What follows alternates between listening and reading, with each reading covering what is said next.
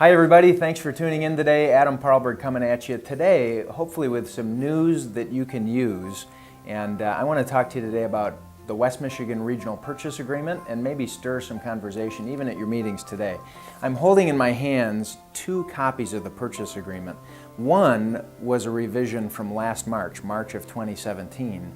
That's fairly recent, and there were some notable changes, but we've already got another revision that has come out as of the first of this year, and I want you all to be aware of it. Let me point out the two notable changes that are there. First, the seller's disclosure statement part. The sellers have always been asked to update a buyer if any notable changes happen in terms of the condition of the property. You'll note on paragraph 3 that it mentions that, but it goes one step further now. On page 6, where the signature is requested, the seller is required to check a box that says, yes, the existing seller's disclosure is still accurate, or no, it's not, and then a new seller's disclosure statement will be filled out by the seller. That's notable, and hopefully will avoid any conflicts when things do change and a seller has forgotten to make that update.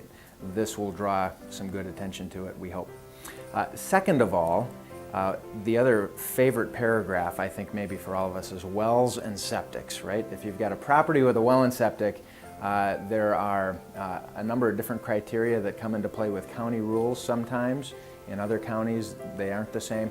But the notable change in this case is that as it pertains to tank pumping on septics, the seller is required to meet any government requirements as pertains to tank pumping, and it goes on further to say that if the local government authority doesn't require anything, that the seller is to have those tanks pumped. That's an important note, I think, both as you're writing offers for buyers, but also as a listing agent receiving offers for sellers.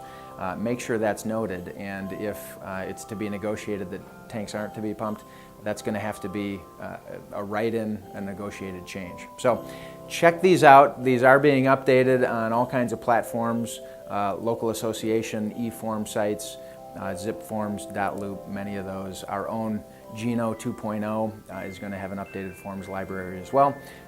Keep an eye out for these, and use this really as one of your number one tools. The more we understand, the more clarity that we can bring to our discussions about the purchase agreement with buyers and sellers, I think the more successful we'll find ourselves. So make a study of it, have some discussion, and go out there and keep doing what you do. Thanks everybody, have a great day.